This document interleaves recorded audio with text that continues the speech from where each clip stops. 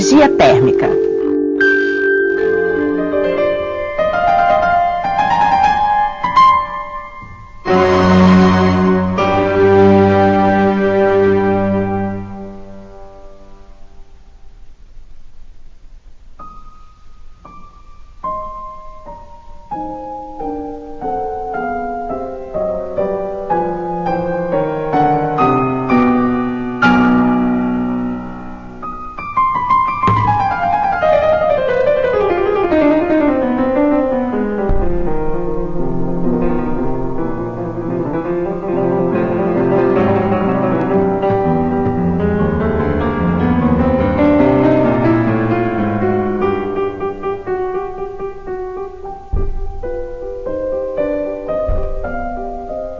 Qualquer massa a uma certa altura da superfície da Terra possui energia potencial gravitacional.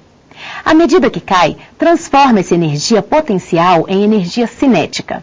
Ao atingir o solo, parte dessa energia é transformada em energia sonora e energia térmica, pois as moléculas sofrem impacto, aumentando a energia interna da massa e do solo. Se a massa possui características elásticas, ela torna a subir, atingindo uma altura menor, pois parte da energia foi transformada.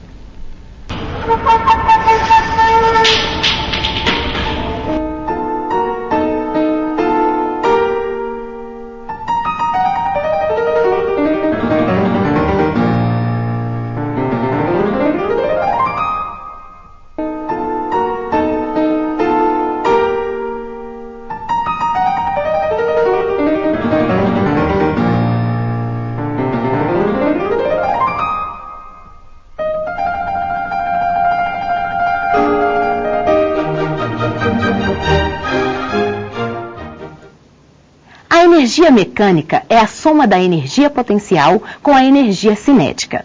Sempre que forem desprezíveis as forças dissipativas, como o atrito, a energia mecânica será conservada.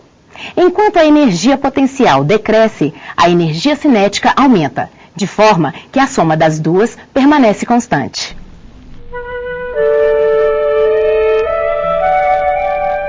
Materiais: tubo PVC, esferas de chumbo, termômetro. Coloque uma massa de grãos de chumbo dentro de um tubo de PVC de cerca de 1 metro de comprimento. Meça a temperatura. 26 graus.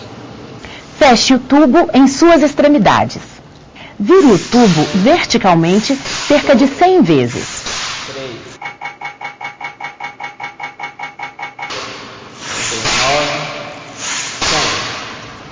Meça novamente a temperatura.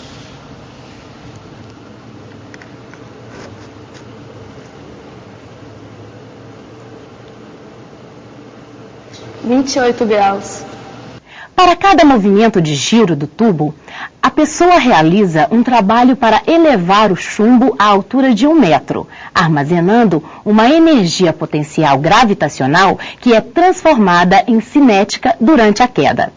Ao colidir com a parte inferior do tubo, a energia cinética do chumbo é transformada em energia sonora e térmica, que é verificada pelo aumento da temperatura ou da energia interna. Repetindo-se o experimento com outros materiais, a variação da temperatura será a mesma? Se o experimento fosse repetido com outros materiais de mesma massa, a temperatura final certamente seria diferente para cada um. A propriedade dos materiais responsável por essa mudança é o calor específico. Cada material possui seu próprio calor específico.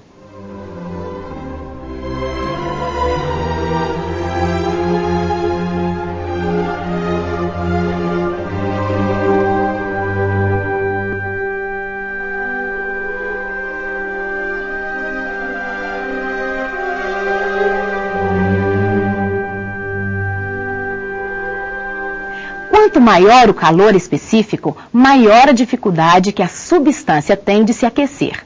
A água possui grande calor específico comparado com outras substâncias.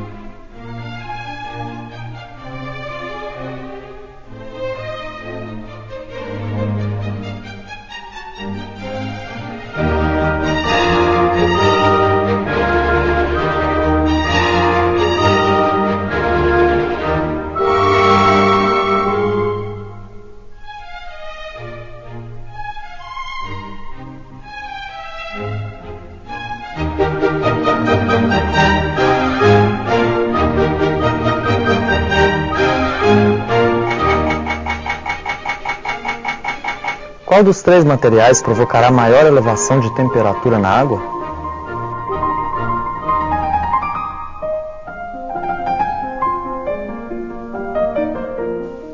Como o alumínio possui maior calor específico, provocará maior elevação na temperatura da água.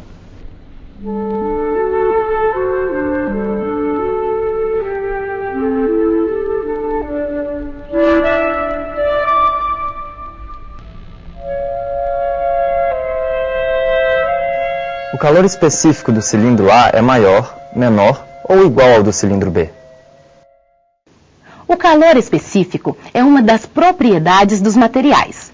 Como os dois cilindros são constituídos do mesmo material, eles possuem o mesmo calor específico, independente da sua massa.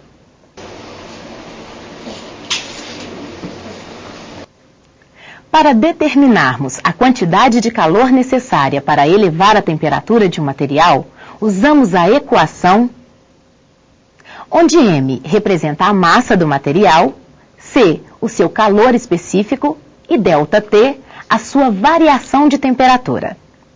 Neste caso, o bloco absorveu calorias, como foi determinado pelos cálculos.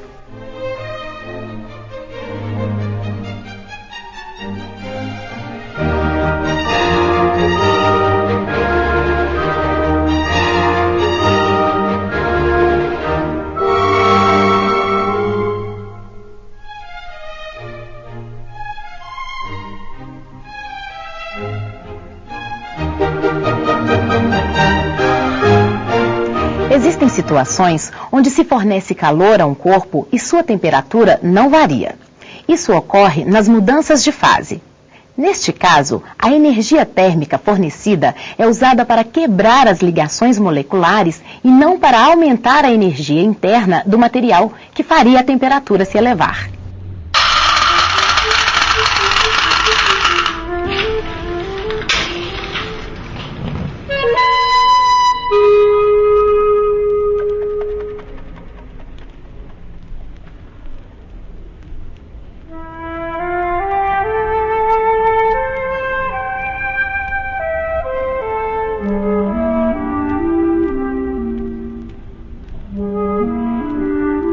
Quanto maior o calor de fusão, maior será a quantidade de energia que a substância deve receber para mudar de fase.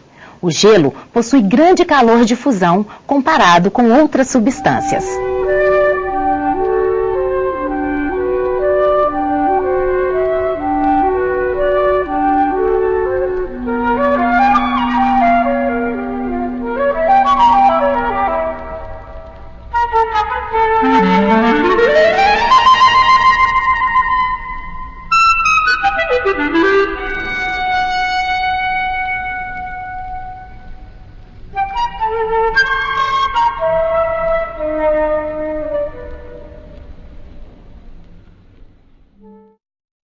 Quanto maior o calor de vaporização, maior será a quantidade de energia que a substância deve receber para mudar de fase. A água possui grande calor de vaporização comparado com outras substâncias. Pense na seguinte situação. Uma seringa é tampada e comprimida por uma pessoa. Quais transformações de energia ocorrem nesse caso? Nesse caso, poderia estar ocorrendo uma transformação isotérmica ou está ingerindo força e pressão. Um gás dentro de um cilindro com êmbolo móvel, ao ser aquecido, realiza um trabalho sobre o êmbolo, ao mesmo tempo que sua temperatura cresce. Pela conservação da energia, o calor fornecido será usado tanto para elevar o êmbolo, realizando o trabalho, quanto para aumentar a energia interna do gás, elevando sua temperatura. Essa forma de expressar a conservação da energia é denominada primeira lei da termodinâmica.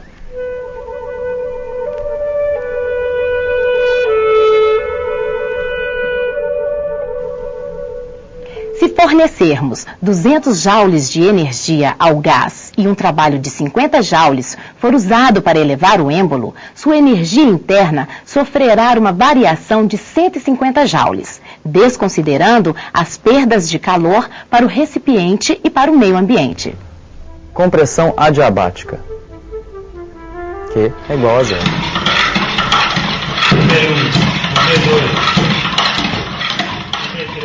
Durante uma compressão adiabática, não há perda de calor, pois a transformação é rápida, não havendo tempo para a energia térmica sair. Então, a temperatura do gás aumenta. Pela primeira lei da termodinâmica, se Q igual a 0, então o trabalho negativo de uma compressão causará um aumento na energia interna do gás. Isso pode ser comprovado pelo aumento da temperatura nas paredes da bomba. Durante uma expansão adiabática, o gás não absorve nem libera calor, ou seja, Q igual a 0. A energia necessária para a realização do trabalho é totalmente fornecida pela energia interna do sistema.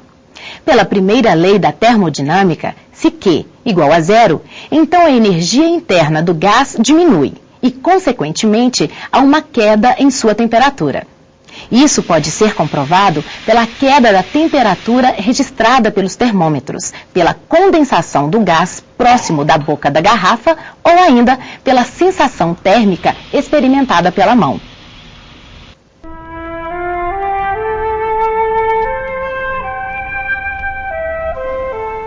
Durante uma transformação isovolumétrica, como não há realização de trabalho, pela primeira lei da termodinâmica, todo o calor fornecido será usado para aumentar a energia interna do gás.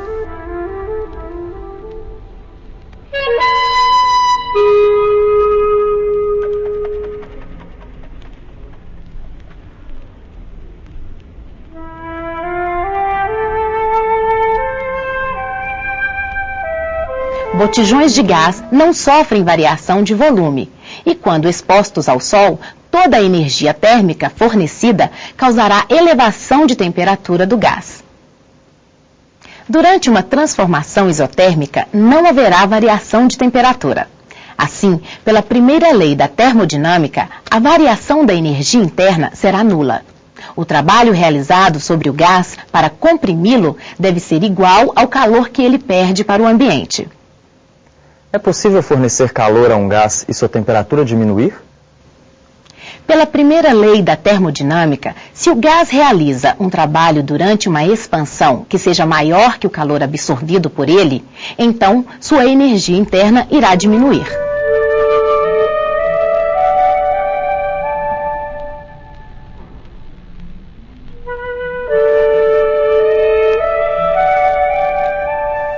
Vimos que, tanto nas mudanças de fase quanto no caso anterior, o fornecimento de calor não provoca elevação de temperatura de um corpo.